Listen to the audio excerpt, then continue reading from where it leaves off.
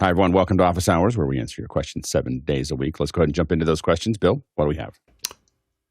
I think Alexander's the first Alex. question is from, Our first question is from Michael in Richmond. Is there a cheaper alternative to analog way pulse ascender switchers? I know there's always Blackmagic design, but they do not handle layer screen management in the same way. Is the solution to go software? I work in a large corporate environment. Yeah, what you're looking for from that analog way. This is it's really designed to layer multiple parts of video and so on and so forth, and send out to potentially multiple projectors. There's a lot more to it, and most people have moved. So the Ascender was one of them. There's also the Spider, the E2. These are all things that would do these, and all of them are pretty expensive. I used to own a Spider, so these are all pretty expensive solutions. The E2, which is what we see mostly in the United States, is I think, I don't know, $80,000 or $100,000 or something like that. So it's more expensive than the analog way. We always thought of as the less expensive way to do this with hardware. It's interesting that you're in the U.S. I almost never see analog way in the United States. Like it's something we see in Europe all the time. It's something we never see in the U.S. It's usually barcodes that do the same thing.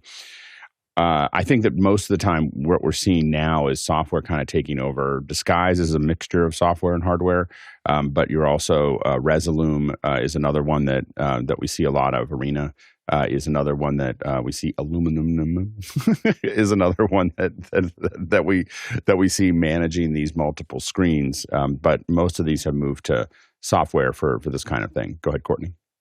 Yeah, Alex, maybe you remember Folsom used to have the Showmaster that was one of these, and then Barco bought them, and I don't know if they ever. The Barco E2 is the thing that we would see a lot of, coming out of it, and it was not actually being downstream of an E2 was not a particularly great experience for us because it didn't handle drop frame very well. So we would get these whole frames and all kinds of other things that it was really just designed for screens, and somehow it ended up in broadcast without so you really had to put an FS2 or something on the other end of it to kind of clean it up as when we were using it. But but the Barco E2 is kind of the thing that we would see in replacement of the analog way in the United States. Yeah, go ahead, Ronnie. Yeah, totally agree. We see a lot of Resolume Arena. We also use that ourselves. That's mostly for concert, etc. So live stage use. The way it handles everything we need, and including automation and remote control from light controllers like Grand MA, etc., is outstanding. So we see a lot of use of those software solutions instead of having that in hardware. Yeah, and it is. I think a lot of this had to do with GPUs. That the GPUs that the consumer could buy became so good, and you could have multiple GPUs that are all in the same there. I think that's another one. Oh, obviously, we would be remiss to not mention Isadora. Isadora can do all of these things for the most part. It would be a very different way to approach this process. But we use Isadora to run this whole show. So if you see all these screens and all these things that are happening on this show, we're the big brain that runs this show is Isadora, and so from Trickotronics, and so you definitely want to check that out as well. Next question. This one's coming from Harold Williams in Portsmouth. I need a strategy to utilize the YouTube backup URL. Maybe I need to put up an image or send a video from a different encoder. What do you recommend? Go ahead, Ronnie. Yeah, so what we do is on the absolute smallest productions, we don't bother, but on a little bit bigger and to medium productions, we always use the backup URL or the backup stream. And the way we configure it is to have two different encoders. If it's software or hardware, so we tend to use the hardware for the primary one, and then have services like Restream.io going to the secondary one with a pausing image saying that we have problems or similar, at least easily available so that we can cut to that image in case we need to. Of course, you can also stream with a secondary encoder through Restream and have that as a secondary option to mix in other content if you need to.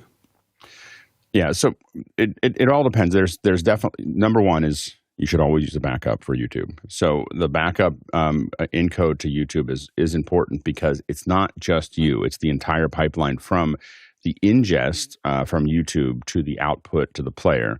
And other things can happen inside of YouTube. And if you don't have a backup, you might see a spinning disk, because of something that's happening because you're not utilizing that backup path. In general, what we're looking at is we want to have two identical sources that are going into those encoders. We want those encoders to be, we try to, as best we can, we try to make them equal to each other. And so they're both at the same quality. We don't do things where we go through another system like Restream for us or AWS or other things, because that means that the delay between the A and the B are going to be very far. In fact, with our larger appliances like the Elementals, we do what we call output locking. And output locking has one element. It's basically like genlock for an encoder. And it means that one encoder is looking at the other encoder and rendering those frames at the same time. And the reason that's important is so that when it falls over, it's completely seamless. Like you don't see any drop. If you get the output locking correct to YouTube, you can fall over and you won't even see a hitch. Like it'll just simply just go over. So that is what I would say is the grade A. That's how you do encoding. Obviously, there are a lot of different ways of managing this. In some cases, we've had things like a sat truck on the primary and a live view on the backup, and that we know that that's not going to be perfect, but that's what we have. So in a perfect world, though, you have two encoders that are getting the same signal. They are connected to two different ISPs. They're using two different pathways through the building. They are then going into the backup from there. So that's the highest level. But you should be sending something very close to the same quality, if not the same quality, to that backup, and have it be as in sync as it possibly can be to be a proper backup. Because remember that there's a variety of different things that can cause the backup. You may not see any problems on your end, and half of your audience on YouTube may be looking at the backup. So once you put that backup in, there's a bunch of reasons that YouTube may switch over, and it may not be something it might be a momentary issue with your primary. So once you should use a backup, but once you start using the backup, know that just assume that half your audience is watching the backup. And so whatever quality and whatever imagery you put in there, assume that half your audience is watching it. And that's a good, safe way to kind of approach your backup stream. Next question. Douglas Carmichael's asking, are there dubbing actors that not only try to understand the character, but tailor their performance to the target market? Go ahead, Courtney. Most actors that do language dubbing watch a lot of the series or the film of the person that they're going to be dubbing the voice of, to obtain the feel and the character, whether that is an over-the-top character or a demure character, to capture the subtleties of their particular performance. The most difficult thing, and I've tried to do this in some ADR sessions, and it is not easy, is trying to fit the words in the new language into the lip movements of the old language. You have a limited amount of time, and sometimes a simple phrase in English may become 20 words in German, and also the structure of language is different. Sometimes in Spanish, let's say the modifiers, the adjectives follow the nouns, so that instead of the adjectives preceding them in English. So, when you're going to emphasize something, the emphasis in a different language may happen before the subject, so you kind of have to watch the facial movements of the actor and try and squeeze the language into the allotted space. This, of course, is all changing with AI, because now AI, they can actually change the lip movements on the actor, extend the lip movements to a longer period of time to accommodate the language that they're dubbing in, and they can also train the voice on the actor's voice. And even though a live person is generating the language that's used as a guide, it then translates it into the voice of the other actor and delivers it there. So they can deliver just so the performer is probably going to just delivering the emotion. Go ahead, Bill. In my experience, most of the time, if I was working in that kind of thing where I was doing a foreign language translation or something like that, I would be working with a director. And it really is the director's prerogative mostly to try to tailor the performance's direction. That doesn't mean that you're not working with the actors or the voice performers to do that. But In 90% of the more than solo productions that I've been involved in, I've been with a director on the other side or a producer on the other side of the double wall glass. And it's really their responsibility to kind of guide the performance portion of things in collaboration with the talent. So sometimes, yes, and I imagine that it's so much easier these days to have a single talent working apart from that old system, that you may be called upon to do that. But that's never been my primary concern walking into performance. I want to get the copy and the rest of those things correct. The tonality and things like that, I'm going to do exactly what Courtney says. I'm going to take it from the nature of the entire piece and what the character is that I'm trying to portray. If you'd like to ask questions, vote on the questions, chat on the questions, of course, you can use Mukana, and you can find that if you go to officehours.global/join, sign up there, and we'll send you a link on how to get in. Next question. Harold Williams in Portsmouth. If I use vMix Replay to capture YouTube shorts from a live event, do these clips need to include an intro logo or some form of identification at the beginning, or can they fade in from black? Go ahead, Ronnie. I wouldn't do that. I discourage use of anything else than just start with the content on the first frame. Use some cool music, and if you need to have some brand identification or anything like that, have it throughout the video in one corner or in the lower parts or in the upper parts, but don't start with anything else than just content.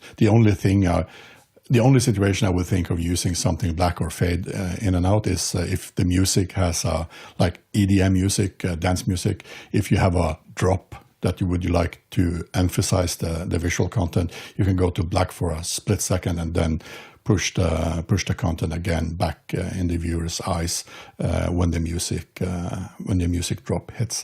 So that's the only thing I would use anything black. Else it's just plain content. Go ahead, Courtney. Yeah, the thumbnail is what you use to identify the content of the shorts, and you need to just start cold, like was said by Ronnie, and let the thumbnail do all your talking for you. Because once they click on it, that's gonna lure them in, and so they're gonna know what it is before they click on it. Yeah, I'm trying to figure out if you're trying to play them out, first of all, I wouldn't use a replay system to capture them. I would just use something like Downy. Downy, you just go up there and grab them, and then if you're going to play them out, using a capture system would be the most painful way. Maybe not the most painful way. You could draw them frame by frame yourself. That'd be more painful. But in general, the most, you want to use something that's going to just rip them out of YouTube. And what I would recommend is generally, you are breaking some TOS when you do that. So if you're going to put this up on a large stream that a lot of people are going to see, you may get takedowns from the original copyright holders. They can apply takedowns against what you're doing to stop your entire video from working until you cut that piece out. So just know that if you do this without permission, the original creators of that can come back and run a takedown on your validly run a takedown on your stream. So if you're doing it for a live event, probably no one's going to notice. If you're doing it for a private Zoom or whatever, no one's going to notice. But if you're going to put it back on YouTube, just know that they have ways of managing that process. Next question. This one is from the QR code. Roger Martin in Tonto Basin, Arizona, looking for a mini PC with Intel i9 14900HX/RTX 4060/Thunderbolt 4/16 gigs RAMs, SSD storage, advanced Optimus or Mux switch for vMix, streaming 3 camera or Intel i7 13700H-i7 12700H. Go ahead, Guy. Man, that's a mouthful. Yeah, I'm wondering if he means minimum PC or mini PC. So maybe you could correct that in the chat. We'll first go assuming that he's asking if that's the minimum, and he links there to that ROG laptop. One of the things about the ROGs, and this is the one in particular, they actually have a video where they walk through this one. I feel this one's a little bit short on RAM. So if you do get this machine, you can just jump into YouTube if you feel comfortable taking out a couple screws. The RAM's just right there, and I would upgrade that to at least 32. I mean, more like 64 or something higher. It's so cheap in the PC world to upgrade RAM. If you do want to go with a mini PC, there is a ROG NUC that does have the RTX 4060, and this one's $1189. If you want to go up to the 4070, it is a lot more money, so you're into the $1,700 range. But I would be looking at these. But it all depends, again, on what you're trying to do, because if you want to keep everything inside of one chassis, if you're trying to travel with this thing and want it to fit in an overhead bin or something like that, there might be reasons why you want to go with these small form factor things. But just be aware of heat and then your I/O, because you get pretty limited as far as Thunderbolt expansion chassis, and then you've got a connection point that's prone to failure if things are moving around. I mean, depending on the show, I like having PCIe cards inside of a box, and that way if things get slammed around, it's going to be solid. I'm not relying on a single Thunderbolt connection. Good, Ronnie. I just wanted to mention for all the other ones that are listening to this, and there are other ways of doing this similar thing with our Mac Mini, for instance, the M4 that we are very proud of using for exactly this, having a DeckLink card in an external chassis and then have baseband video coming into that, and you can even do 4K video depending on the size of your Mac Mini. So you can do this in also non-Windows platforms, kind of for cheap. The Mac Mini base model is really powerful, and I would try to do that as well. Next question. Samuel Nordvik in Norway. The ZowieBox encoder/decoder has been mentioned on office hours a number of times and seems like an interesting problem solver to have in your bag. Have you used it in a production setting, and do you have any good or bad experiences with it? Go ahead, Guy. Yeah, I have quite a few of these, and I like them, but I mean, for real big productions, we're still using bird dogs and Magewells. The ZowieBox, I have one right here. I have about 5 of these things all together. So for certain purposes where they're just going to live and do their thing, they're fine. They work really well. And remember, they are an encoder and a decoder. So that's kind of the beauty of these things, is that you've got a 2-in-1 solution instead of just buying one thing that's an encoder and having to buy another one that's a decoder. So now you're in it a lot of money, because these are full NDI and the other ones are NDI HX. The bummer is that if you have a computer, for instance, let's say Mimo Live, any software app that's outputting NDI is going to be full NDI. So if you want the ZowieBox to decode, you need to throw NDI bridge. So that's the bummer about if you're doing this in a production environment and you don't have access to that PC. Be aware that if you don't have bridge, that thing's dead in the water. So this is, again, where having a Magewell or having a Bird Dog that supports full NDI comes in handy. And the new firmware update for the Bird Dogs will also do NDI HX3, so you can stick a Zowie on one side and decode with a Bird Dog on the other. Next question. This one's for me. Can the ZowieBox be controlled via Bitfocus Companion? Simple commands like triggering start, stop for the live stream. Go ahead, Guy. Sure. Get this little document from me right here. It's called the ZowieTech API v1.0 documentation, and this will give it all to you. But they don't just hand it out to anybody, but I'll give it to you. Next question. Ronny Hofso in Tromsø, Norway. If you have mainly live productions like conferences, event, corporate, and large multi-day symposium summits, would it be a good idea to get an Apollo X16D with loads of plugins? Go ahead, Ronnie. Yeah, so this, just to clarify, this thought experiment is when you have multi-room in the same kind of venue, if it's a hotel or conference venues, you have a lot of different needs in the different rooms, but you always would like to have a Noiseassist or some really effective processing, and being connected with all these rooms through normal networks like Ethernets and switches, etc. You can send Dante through all these, and we can route these through our own switches if we need to.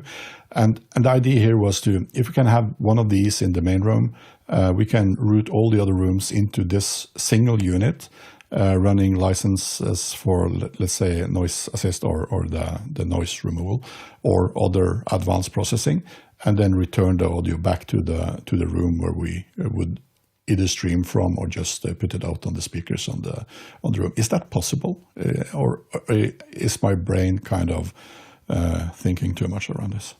Go to Alex.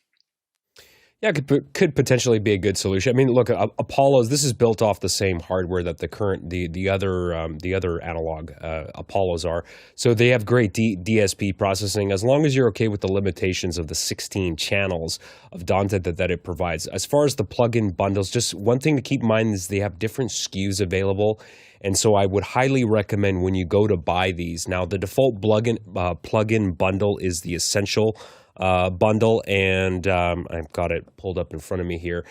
So when you look at this thing, just make sure you're picking the right bundles. Now, the essential bundle comes with quite a lot of plugins. You're probably going to be particularly interested in the dynamics processing section and the special processing section, but I would highly recommend, if you're going to buy this, consider one of the other bundles like the Ultimate bundle, because you save. First of all, you save thousands of dollars. And so oftentimes I find people regret later on when they buy these things, and they wish they had bought the one with the Ultimate bundle, because you save so much money. And to buy these plugins piecemeal, anywhere from $300 to $400, some of the specialized processing plugins like Cedar, the ZowieBox one that's basically noise reduction, it can get expensive. So just keep that in mind. But yes, as far as sending audio into it and returning audio at very low latency on your Dante network, it should work pretty well. I don't know anyone that's using these right now for what you're trying to do, Ronnie. I mean, yes, you could make it work for speech, obviously, and it would work fine. But I'm starting to see these used in front of house environment. So if you're a mix engineer and you're doing live sound for bands, people are starting to integrate these tools into their digital workflows. Good, Courtney? Yeah, I'm curious as to how you would be using it. If you're using it for PA, that's completely different than if you're using it for streaming or for capture. Because of the latency involved with the plugins, and different plugins have different latency, I'd worry about processing it through the X16D and then sending it back out to speakers afterwards, because you don't know how that's going to affect feedback cancellation, and the noise removal, might be confused by the same voice coming out of the speakers that is leaking back into the microphone. So I'm not sure how it's going to handle that. But it'd be interesting. I would put it on the end of the chain for streaming and not necessarily use it for the PA end of the chain. Yeah, go ahead, Ronnie. Yeah, so what my idea was, we have local audio production in each room, so that's going from the mixer straight out to the PA. Then we have a stream going out from the same room, but before we send it to stream, we can just route it through this Apollo device and get a cleaned audio back, and then put that out on stream. So that was the initial idea, and I'm willing to try this. I need to. Makes sense. You're putting a lot of eggs in one basket. So we've done that, but only with hardware. So for instance, this is from, Dreamforce from a long time ago. So you can see that we have, what you're seeing here is, this is all for streaming. So this is streaming, I think, 8 different rooms at the same time. So this is our core. This is the folks cutting the show. Then we have coordinators here. But this is all audio. So you can see Brian. There's Brian Maddox. So he's running that. But many of those rooms, if not all of those rooms, are running into and being controlled by these X touches, because there's another mixer in that room, but we're taking those feeds, we're taking the stems out, and then they're all running through this mixer. In this case, I think it was a QL5 that was there. And so anyway, so you can kind of see, you can't quite see it here, but there's 2 rows of these here. And in that case, Brian can listen to everything. Like he can jump into every room. He can move every slider. He has complete control over every stream that's going out, while we have individual operators paying attention to them. So the idea is that they can all do those things, but he's able to then apply what's necessary from the hardware. I would not run I wouldn't run any room through a software mixer for a live event, for a stream that mattered. Like it's not that's not something I probably would do, on site. There's just too many things that can go wrong. We do it in places where we're in a control room, but I don't know if I would do it live. And then the others, as I said, I wouldn't put all my rooms into it, because if something goes wrong with your computer, you're taking out the streams for every room all at one time. That would be, I mean, that'd be a lot of meetings afterwards. Go ahead, Alex. Well, just remember that this has onboard DSP processing. So the console, the only software part is just the console software mixer control. Even if you close the mixer control app, the audio's still going to pass. I've just seen enough problems already with Apollos where there's latency, there's hiccups, there's all kinds of other things that go on in the hardware itself. But there's no way I would go down this path. So anyway, next question. This one's from Harold Williams in Portsmouth. My remote broadcast in the cloud will have 2 AWS EC2 instances of vMix in 2 different availability zones within the same VPC for failover. My question, is it the switch or is it if... sorry, this is the way this is worded. My question is, if it is to switch to the other instance in case of emergency, how will it know to switch? Go ahead, Guy. This is where you want to talk to Jonas and Tucker over at Basecamp Global as to how to do this the best way. The way that we've done it is a manual process. And the way that they designed the engineering of it is that the operator, the TD, had just a Stream Deck. And so every button that they pushed on the Stream Deck, it was mimicking, duplicating fully in that secondary instance. And then there was a button on there that said, fail to be. And it was a very manual process. We would rehearse this and we would have it, an operator in comms. You would call it, you would say, hey, failing to be, and you would press it once and it would make the switch over to the secondary instance and it would completely fail over. And it was very seamless. If you talk to those guys, they can make it to where it's pretty much locked. As Alex was saying, when something fails, it's so fast that you can make it that the viewer will hardly even notice if you do it correctly, but you got to be watching. And so what we did is we had Ulean audio meters up and everybody was watching those meters to see if there was a drop, and it would visually show you, hey, something's going on. And we got very quick at it, but we rehearsed. We were really on the ball. And then we had an engineer that was watching. We had what we call a pilot who was the main TD, and then we had a backup TD that was in another location physically with a whole nother internet connection that can pick up or call it if they saw it. So we had 3 operators at all times watching the feeds and the stream to make sure everything was cruising along perfect. Next question. Paul Vahus in Austin, Texas. For a small studio 14 by 10, what would you recommend for ceiling, desk mount, or wall mount lighting? To see what I have, check Discord/teardowns/ruthless reviews. Go ahead, Nigel. Yes, I'm not sure I can help you with the ceiling or wall mounted, but as many people know in here, I use the Elgatos for my desk lighting. And I have 2 Elgato key lights and then 2 key light mini behind me. I find those to be a very flexible way of working. I have a very heavy desk, so if I lean on the desk, the lights don't particularly shake. But my camera is not connected to the desk. I like the fact that I can do it all with my Stream Deck. The one thing I don't like about it, and I just saw a guy holds up something, so I'm sure he's going to talk about it, is I wish they came with an obvious softbox or an egg carton that I could put over it to soften it a bit. But I found it very flexible, and I have a room of about that size. Go ahead, Guy. Yeah, it depends on the camera and the sensor and how big of an area you're trying to illuminate. When you do throw an egg crate or a softbox on, take into account that it's going to suck away a lot of that output, so you want something pretty big and powerful. So if you look at my setup, Alexander Knight had just asked about these in particular. These are IntelliTech light mats. So I have 2 of them, and they're mounted on, well, this one's on a traditional light stand, but this one's mounted on an auto pole. So a Manfrotto auto pole is just a single pole that is held up by the ceiling and the floor.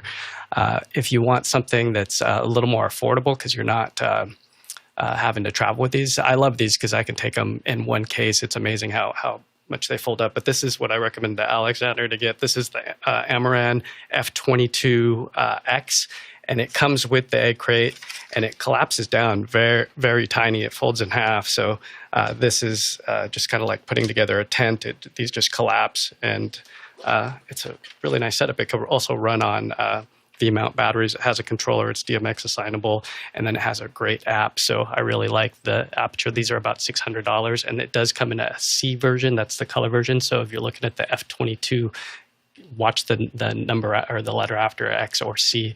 X is going to be bicolor, so you can go all the way from a nice warm light all the way up to a daylight version that's I think it's up to 7,000 or 8,000 Kelvin. But those are my recommendations. Go ahead, Alex. Sorry. Can I add one more? Mm-hmm.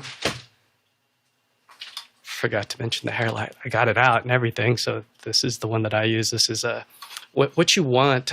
This is a Felix. I don't think they make this one anymore. But what you want is you want something with barn doors, and that's a hard light. And then this one is also bicolor, so you can see you can warm it up. But this way, I can put the light just where I want. It's very directional. So this is a Felix little what we call a kicker or a rim light. So so you get the two for your key and fill, and then you get your backlight. So you need that little piece of the puzzle as well. Go ahead, Alex. Yeah, so it's funny because I was looking at redoing my lighting setup too. Some of the suggestions that have already been mentioned would be really good. Just depends on what your budget is.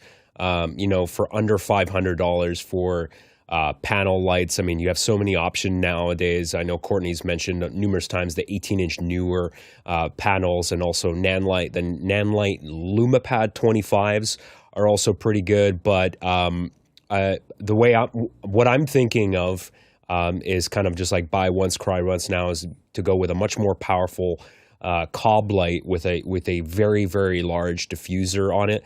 So I'm looking at right now at the Amaran 200 watt ones with a really, really large diffuser on it with a grid to give me that nice soft light. And I was also looking at F22 from Amaran too, which looks like a good option too. And also, I kind of maybe misinterpreted this question because I thought we were talking about hardware to mount lights on. And also, if you're thinking about putting stuff on the ceiling, I know a lot of people suggest lighting grids. That can get pretty costly if you buy pre-made stuff. But what I did was, if I did it over again, I would probably do a grid. But these are really inexpensive. I bought these off of Amazon, and I just bolted them to my to the ceiling, which is just simple drywall. And it comes with the mounting hardware. They're about $40 a piece, and those work pretty well for me. Go, Bill. So I had the issue of a popcorn ceiling that I didn't want to damage. So I went with that's what's above me right now. You can see somewhere in there. That I have auto poles going horizontally, unlike what Guy did with a vertical auto pole. And so I have a whole grid basically, but it's removable, which I really like, and it doesn't damage the surface of the popcorn ceiling, which is pretty important because that's diffusing the audio bounce off the flat ceiling. I had a room before this one where I had literally hardwood floors and a plaster smooth ceiling, and audio-wise, it was a nightmare. I had to use those auto poles and hang huge bats over there to keep the reflections from creating standing waves between the ceiling and the floor. The popcorn ceiling is much better for diffusing some audio, and so that's the process I went for, essentially aping a lighting grid without actually having to install a grid. Go ahead, Courtney. Yeah, one thing you might, a grid is, if you want to take the time, another thing to consider to holding the lights up is they make these little mini trusses. They go on lighting stands. And these can hold up to 200 pounds, supposedly. Oh, sorry about the phone ringing. But they're only about $200. You could get a couple of them to hang in the room. Yeah, I'm always going to say, you got to get a grid, get everything off the ground. And so at most you want to have things on a corner. So I'm not usually in a position where I can attach the grid to the ceiling. So that's usually something that is not one of the options. And so what I will do is if you have a 10 by 14, what I would do is at 10 feet, you could build a 10 by 10 foot grid with maker pipe, which is what I have. I have a 10 by 10 grid right now with maker pipe, and I've just got C-stands on every corner, and then everything lifts up. And the thing is that when you build a standardized grid above you, you are a lot more creative because it's not hard to change things. You just attach things to different things. I've changed this thing 20, 30 times of like, oh, I'd rather have this over here. I'd rather run this over there. And I play with it. I'm constantly playing with it because I can, and so it's not just putting something up into there, but when you have a grid, you're able to play with things, change things, because you now have an erector set to work with when it comes to your lighting, not just you're not pouring concrete every single time you want to do something. And so by 10 by 10, you could use MakerPipe. Your MakerPipe costs to do a grid like this would probably be less than $100. I mean, like, it's really not that expensive. Now, if you're going to leave it there for a while, like what I'm getting ready to do, I have a slightly larger room. I have an 18 by 15 room, and I'm about to put in speed rail. So I'm going to add speed rail. Am I going to attach it to the ceiling or the walls or anything else? No. What I'm going to do is I'm going to put speed rail on the corners here, and they're just going to go straight up 10 feet. And then what you do is on the sides, I put those feet again on the sides, and I just push it with a nice little cushion on it. Just push it up against the wall. And what that's going to do is it takes all the weight onto the corners, and then it stabilizes it against the walls. It's not going anywhere. I've done this 3 or 4 times now. And so now you have something that spans the whole thing. I'm just like, I just always want to save people from the trouble of because once you have the grid, you'll never go back. Like anybody who's had a grid for any regular period of time, once they've had one that's a proper grid, 3x3, 2x2, something like that above them, that was there. It's really, you just know how you're slumming it if you're doing anything else, because it's just so creative. Like once you're up there, you're like, oh, I want to move this over, and you just move it over, as opposed to this constant like, where are the legs going to go, or how do I move this thing, or how do I readjust that? And so the first thing someone says anytime someone says they're building a studio, I'm just like, where are you putting the grid? Because it just transforms not just how you get set up, but how you keep on evolving when you're working with your studio. If you want to ask questions and you don't want to log in, and you're just like, I just want to ask the question, you can use you can go to askofficehours.global. You can do that 24/7. So you don't even if we have people that are using Mukana, but they still use this because it's easier. You just open up on your phone and go to askofficehours.global and ask the question 24/7, and we'll put it in. We'll just then everyone gets to vote on it inside Mukana. Next question. Jeremy Hornan, San Francisco Bay Area, California. Morning, illustrious panel. If you got your hands on a CleanSwitch 12x12, where would it fit into your workflow? Thanks. Have a great day. Go ahead, Courtney. Well, it would fit into the closet and gathered dust, because unfortunately my workflow doesn't really need that many inputs, and all of them are HDMI. So if it's a CleanSwitch 12x12 SDI router or switcher hub, I would have to buy a lot of little converter boxes to convert the HDMI to SDI and backwards. So I wouldn't be able to use it in my situation, but maybe going out remotely, it would come in handy for routing with multiple cameras, and multiple switchers, and feeding signals to different projectors. You go, Guy. Yeah, CleanSwitch is glitch-free, so that's the benefit of this. If you're switching cameras and you're worried about things failing, the CleanSwitch can be your first,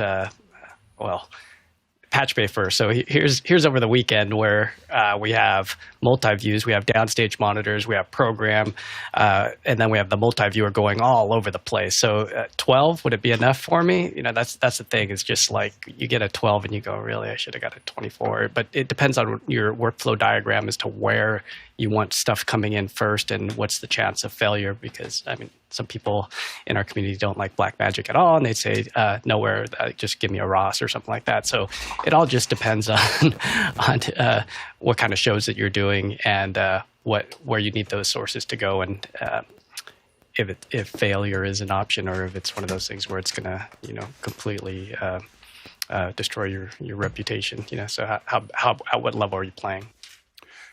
I've used a lot of CleanSwitches. We use them when we need to we need to do a relatively significant move, and it's usually pretty well planned. The thing that it's mentioned, I think Mickey mentioned that there's a genlock issue. You got to give it a signal in input 1. Like that is a do not cross the beams issue. So your signal one has to get something, or it's problematic. So once you understand what that looks like, it's pretty useful for us. We don't use it as a source because it adds, as Mickey points out, it adds some latency. So we use it as a routing system for things that are after our program, that allow us to seamlessly move from one thing to the other when needed.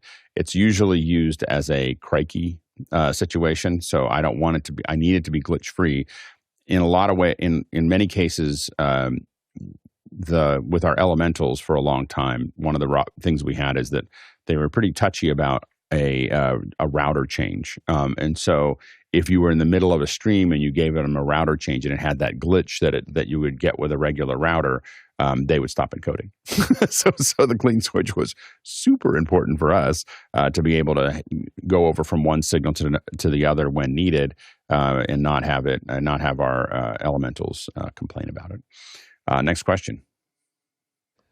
Zach Stelsmith in Chautauqua, New York. Does the ATEM Mini Pro ISO take stereo audio in the 1/8-inch jacks, or should I send the left channel to input 1 and the right channel to input 2? Go ahead, Alex. It does support stereo audio, although I will say I don't like the built-in audio on the ATEMs, and I know many people have said that before, but I've run into some really strange issues with the ATEM when trying to switch. For example, like restoring from an XML profile. I've had odd issues where the left channel audio ended up drifting about 5 milliseconds behind the other channel, which created like a weird comb filtering effect that I had to fix in post. So I just basically stopped using it. I know I'm not the only one that's reported that problem. I've talked to other people in the office hours community that have had this problem, which is why a lot of people prefer to just embed the audio if you can. For example, like now with my vMix camera, I've got the XLR digital audio interface connected to the camera. So I've got balanced audio over XLR going into that accessory, which goes directly into the camera. And then so that means the audio is aligned with the video and arriving at the same time over HDMI. That's the way I do it. That's the way I prefer to do it. Next question. Robert Green in Los Angeles, do you recommend Noiseassist or Cedar for noise suppression? Consider cost and flexibility of use. Go ahead, Guy. It depends on your budget and how many channels that you need, because it can get very expensive if you're using Noiseassist. I'm using -8 dB right now. Here's what it sounds like without it. So that's 0, and I'll walk it up to 20. So 20, you're going to hear it eating into my voice way too much. So that's really, really insane. Back it back down. And I'm going to show you one other option that if budget really is a concern. I was playing with this yesterday. So who was it? Carl in Extra Hours mentioned the $199 Roland UV-CO2. It does have a noise suppressor, and the first time that I tried this, I had left it at the default settings, and I did not like it at all. But for $199, if you do get one of these and hit the noise reduction and take the level down to 1, and then give it a second to learn, because that's basically what's going on is it's learning. All these are learning, and how fast they learn is important. But basically, I would suggest buying one of these for super cheap, because it's a XLR mic pre that has EQ and an expander and compressor all for $199. It's a pretty good deal for our community, at least. I mean, and it's got amazing HDMI input capabilities to kick back out to USB. It's got MJPEG as well as UVC Y2 for uncompressed. So it's a heck of a deal for $199. They used to be like $300 something. Go ahead, Alex. Yeah, so I agree. Noiseassist can get expensive with multiple channels. The nice thing about Cedar, so for those that don't know, the Universal Audio Apollo interfaces, they have a plugin called the C-Suite of plugins. They have one for voice, which they basically worked with Cedar to use that technology to build it into their plugins. So the cool thing about ZowieBox is that you can run as many instances as the onboard DSP processors allow. So in that case, if you buy an Apollo, let's say you bought an X8P, you've got 8 mic preamps, you could run an instance of ZowieBox and on all of your mic channels. So you could have noise suppression for all of those. Now I've compared a little bit between Noiseassist and, which works for, very good for what it is. I find the Cedar technology a little bit more natural sounding. Again, any of these you don't want to run super aggressively. Only use it as sparingly as possible. That's always a general rule. I just think the ZowieBox software on an Apollo sounds a little bit better for spoken word. Go ahead, Bill. So I'm coming to you through the ZowieBox suite on an Apollo Solo. In fact, if I switch to the desktop, that's the actual unit that's sitting in front of me. The things I like about it is it's one big knob and a few buttons. That belies the complexity available behind the scenes for it, because really the software is what's doing most of the processing. I am only running the ZowieBox suite on my voice, nothing else. So I have no reverb, no echo, and no anything else going on, because this show presumes a natural sound. We want to sound pretty much like you're listening to somebody directly talking to you. So I don't try to enhance anything about my voice to this other than removing the background noise. And I will say that one of the reasons I was able to sell my voice booth and move into basically a spare bedroom and have the same quality of sound is because of this unit. So I'm pretty high on its capabilities. I know there are other things, and Noiseassist that Alex has been talking about is an extraordinarily good program too. But I think, if you're going to do a lot of field recording, the Noiseassist process is probably smarter for you. If you're going to leave it on your desktop and do nothing else other than this kind of broadcast from your home, this seems, to my mind at least, a slightly better form factor because it's so easy. Again, it's just that process of that is a really simple to operate while you're on a live show thing. I can turn it up or down. I can hit a button and switch sources or do a few things, low cut and pads and things like that, but not too much. So it's really simple to operate for somebody who's got a complex show going on. Now, I will say that if I'm field recording, the first thing I do is actually turn off all my noises because I know that I can do that in post better. So usually the only time I use Noiseassist is in my office. Go ahead, Courtney. Yeah, I was going to say the same thing. Yeah, Noiseassist should not be applied to recordings that you're going to use later.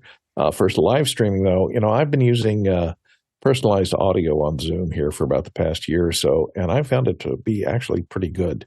In eliminating, it trains in your voice. You leave. I don't use an external mic mute, so the audio is always feeding into Zoom, and I'm using the mute audio in the Zoom interface. So it's always hearing my microphone audio, even when I'm muted, so that it trains over a period of time, and it uses a machine learning algorithm to tailor the noise removal to your voice, and it can be quite good, and it's free. Go ahead, Ronnie. Yeah, so you touched into some of the differences between live and recording. And of course, there are two different worlds. So I have been experimenting both for live events. And for those that doesn't know what Noiseassist is, it's the plugin that you can get for sound devices, mix pre's, and such devices. It's an extra cost on top of what you pay for the unit itself. And I've been successfully, to some extent, using this in live environments where I need to clean up a bunch of auto-mixed conference microphones sitting on large conference tables with rapid firing between each of the persons, so it's unusable to unmute everyone at all time. And this has worked kind of good for us. And I just make sure that for the recording, I also record a clean no voice noise assist channel as well for the master. So it can be used for recording or live producing in a kind of successful way. But as the previous questions earlier today indicated, I would like to see if I can use some other devices a little bit more appliance things. And of course, Mika said in the chat that Noiseassist is not something you just fire and forget. You have to adjust it continuously. So we're looking into solutions for that. Yeah, now I've owned a DNS8 and a DNS and a bunch of DNS2s that we've used a lot from Cedar, and I have to admit that at higher levels I'm pretty sensitive to the way Cedar breaks up in digitally when it's doing some of the stuff in a way that Noiseassist I don't think does. So listening to the two, having listened to both of them for years, I would lean towards the quality of Noiseassist, but right now it's not really practical because it's all just on field recorders. So it doesn't make as much sense, of course, because Sound Device is owned by Audiotonics. I expect without any inside information that we will see Noiseassist, find its way to CalRec and Allen and Heath and Digico and SSL, just because those are all owned by the same company. So I expect that processing to slowly make its way into the other mixers in the future.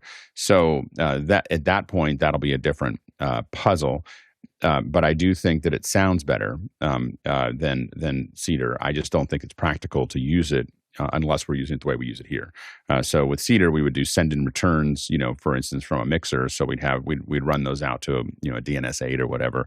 It had its own problems. If you connect to a laptop while in a show, sometimes we saw a dropout. So you have to be very careful of not being careful with the DNS8. But the DNS8 is very powerful in production as a rack mount unit. Next question. This one's from Rion Smith in Trinidad, West Indies. Came across STRADA, the cloud feature set, but from your PC/HDD. No need to upload, just tag the files and they appear as cloud files, which canvstream video content for, and there's a link to an Instagram post. Good guy. Yeah, so I've been following Michael Cioni's endeavor here. It's pretty interesting. Right now, what it is it's a little agent, they call it, and you can run that on a fast computer, preferably an M series, at least Mac. It's Mac only at the moment. And what it allows you to do is, let's say you have somebody who's needing to review some footage, you could have them scrub through any of that footage. So here on the left is my Mac Mini M4. It's running the agent, and I could select which hard drives that I want to let this other member have access to. Right now, it's still in beta, so I'm the only one that can access it. In the future, you'll be able to not only let other people access these files, you'll be able to let them comment and add notes and things like that to clips. But like in this example, like this is some Topaz output. And if I want to tell the client, hey, you want to do this version, or this version, this one's 7 gigs. So basically think of it like Zoom. It's taking this file from this Mac Mini M4, it's compressing it into H.264 in real time and allowing me to play this file. And that person on the other side could then go ahead and review and let me know, hey, I want this file, go ahead and upload it. But right now there's no uploading. So that's the beauty of STRADA, is it's not like something where you have to upload it to S3 or something, or one of these Dropbox or any other place. In the future, we'll see what they do as far as tagging and being able to actually put comments and do some of the things that you can with some of the other solutions out on the market. But keep in mind, this is all staying on your machine. Nothing's going anywhere. You're just basically saying, look at the files on my hard drive, which could be very beneficial because depending on how much they wind up charging for this, we'll see if it's a lot cheaper than using some of the other solutions. Next question. Zach Stelsmith in Chautauqua, New York. I want to expand my knowledge base with NDI and complete these modules they offer. Is this worth it for someone who works with NDI on a daily basis? Good guy. Yeah, absolutely. I'm so happy that they put this together. I just wish that they would have made it so that you don't have to watch it at 1x. I haven't been able to get through it all, to be honest with you. Normally, if it was 2x, I'd be done. I would have got my certificate and I'd be on my merry way. But man, I just cannot listen to people talking slow for hours like that. All the other modules like the AWS stuff, I just burn through it and I can get through it fast. But it's definitely worth going through because a lot of the stuff that you have to learn the hard way, they've put up there, and I'm so thankful that they put this up because it's a long time coming. The other stuff was getting long in the tooth, but the other stuff you could actually watch at 1.75x, and it used to cost $600, so this is all free, and it's nice. You could put it on your LinkedIn, and you could do one of those humble brag posts. I am, let's see here. Do you have to log in for it? Let's see here for administration. It might take a second, but I'm pretty sure that product like Downy will pull all those videos down, then you can listen to whatever speed you want. I do this a lot. Like if someone puts on a 1x, I have a tendency to just rip the movies out of their website, so that I can it's not like I keep them. I just don't want to. I just need to watch them at 2x. 1.8, 2x is kind of where I live. And if you're going to give me 1x, I'm going to take them out of your website. Because that's not. There is, by the way, a guy, if you're not going to do that, have you seen the Chrome extension that allows you to speed up videos on any page? No, I haven't. I need that for this. There's a, I stopped doing it because almost everybody's got it there, but there's a Chrome extension that will allow you to change the speed. We used to use it with WWDC because WWDC didn't. We thought it would. The irony, of course, is that we were using Chrome to watch an Apple event so that we could use the extension to speed up the talks. So, but I think Apple finally put a speed control in, and then we didn't pay as much attention to it. But there is a plugin or extension for Chrome that will speed up any video that you see on your page. Yeah, because I think on these, because it is a test module, that you have to actually watch it. It won't let you get the degree or the certification if you don't actually. Well, I guess you could just let it play in the background. Because everyone's looking for that. And go do something else. Because everybody else is looking for that piece of paper. I mean, I'm usually looking at the movies only for knowledge. Like I don't have any pieces of paper that prove that I know what I'm doing. I just do it. So anyway, next question. JJ McKenna in Santa Venetia, California, USA. Which portable chai/tea maker would you travel with, and what power source would you suggest, i.e. USB, kinetic, hot lava? Wow, we went to a completely different thing here. Go ahead, Nigel. I think we were talking about it before the show, so I think that, So what do you got there, Nigel? Yeah, so just before the show, I was showing this device. This is what I use when I travel. You'll see it plugs into the mains. That means it's US only. It's only about $30 when it's discounted, but it's absolutely fabulous. You put your hot water in. I store my cable inside it. The cable is insulated if you want it there. It produces water at multiple different temperatures. I will tell you, don't do it to the 212 or as they say 100 everywhere else in the world, because that is really hot. And then it'll make the top hot. But I like a green tea before bedtime when I'm traveling, and that's what I use. Who makes it? It's a company called Cedar. If you look on your favorite Amazon website, there you'll find it. And if those for those of you listening, it's SEKEAR. So AER. Or AER, sorry. See, I can't even do it there, so there we go. That's okay. And it's currently 40% off plus 10% off, an extra 10% if you log on. I wouldn't use it every day, night and day. I don't know it will stand up to that. But when I'm traveling, it's the perfect way so I don't have to use the coffee machine to get dirty water. Yeah, absolutely. I go to Courtney. Yeah, I would discourage using hot lava to heat your tea. The TSA frowns on putting that in your luggage these days. I did find a similar to what Nigel was recommending, this from Nicewell on Amazon. This is dual voltage, or any voltage between 110 and 240 automatically switches. So you don't have to worry about the AC that you're providing it and what country. You have to get some plug adapters. It has a nice little indicator on the bottom for the current temperature, so you don't burn your lips on that 212 degree water. It is designed like a thermos. It's a dual walled stainless steel, so it has 6 different temperatures that you can set it to.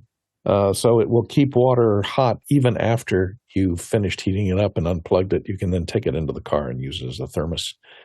So it's handy for that. It's not 12 volt, unfortunately, so you can't use it in the car if you're traveling in the car. That would be handy to have. I would never use USB because it can only deliver 500 milliwatts as a standard for outputting over USB-A.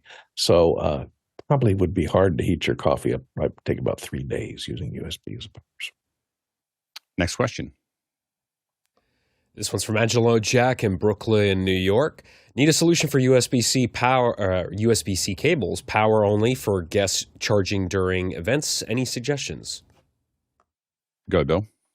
Yeah, I used to have a USB-A multi-charger that I always hooked up on set. It's AC powered, and then it has a display on the front that tells you exactly which of the many ports it's charging through. As we migrate from the old USB-A to USB-C, though, one of my favorite things are these. I found a lot of these shorty cables that are coiled.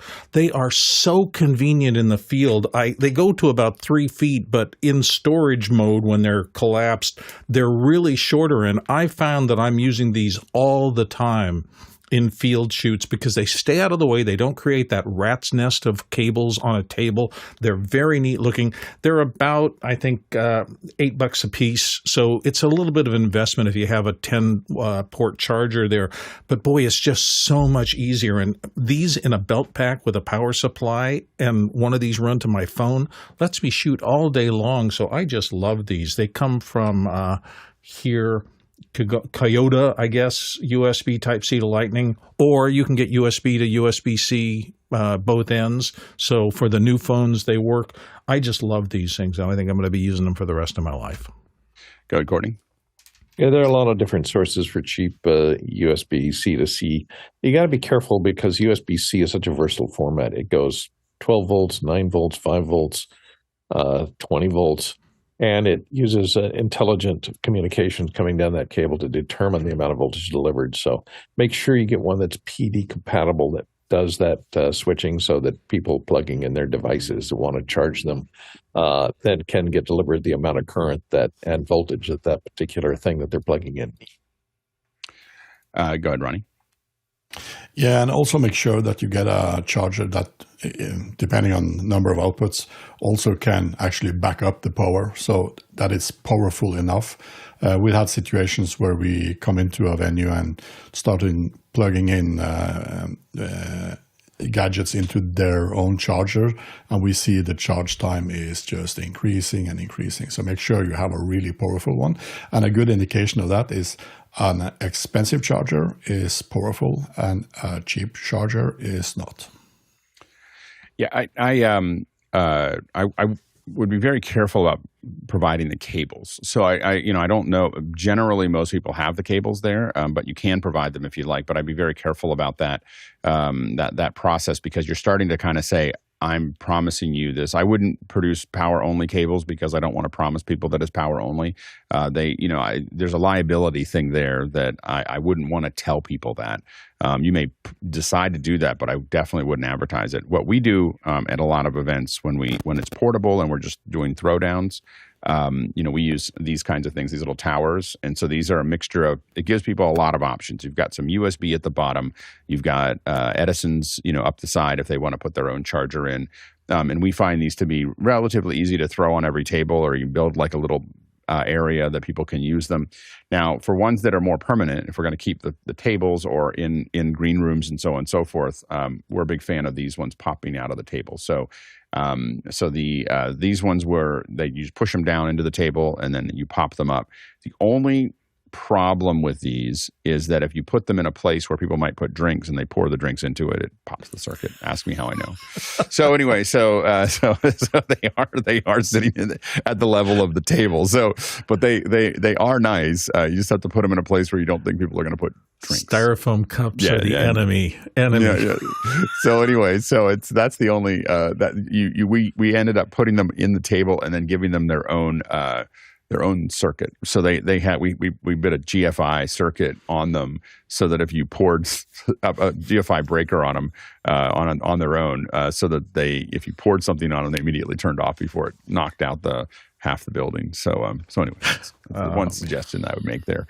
Anyway, thank you so much for all the great questions. If we didn't get to your question today, if you put it into Makana, we'll send it back to you. It's in your notes. That's in that little hamburger. If you did it through the QR code, we'll bring it back in and see if people voted up the next day. So stay tuned for that. But thank you so much. This show is run by, we call you the producers because you are the producers, because we come here with no plan. The plan is to answer your questions. And so it's super important that you ask the questions and that you vote on the questions because that's how this show runs. And it also runs on the amazing panel here that comes in every single day. We also don't know who's going to show up every day. I know you think that we have a big plan. We don't. We're like, oh, Guy and Nigel are going to be here today, and Courtney. And some days we're like, what happened to Courtney? He's not here.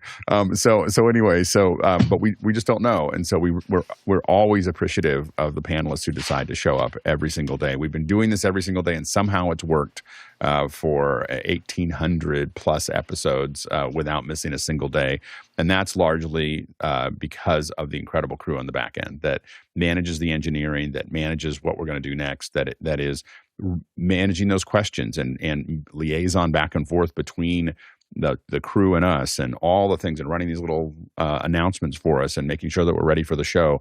It's not just us jumping into a Zoom. This is an incredible village that makes this possible every single day, and we appreciate everybody's contribution.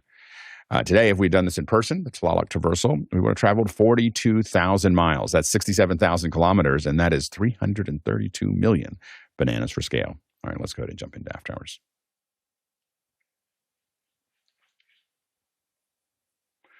No one heard saying if you ask the question early enough, we could run out and grab stuff too. So yeah, we have it on hand. Exactly. Well, I have this idea that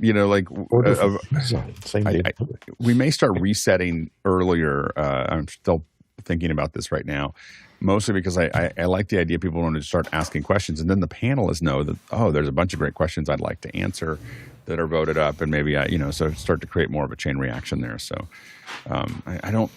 I know that there's some reason that we reset it for, but I don't remember what it is. And usually what happens if I don't remember, things will change dramatically. So people better tell me in Discord why we're doing this at 4 and not at I think it's so that people that later that are time shifted that are watching could go in and read the chat and kind of match it up. And I would love to see another version where we have some way of keeping the chat like side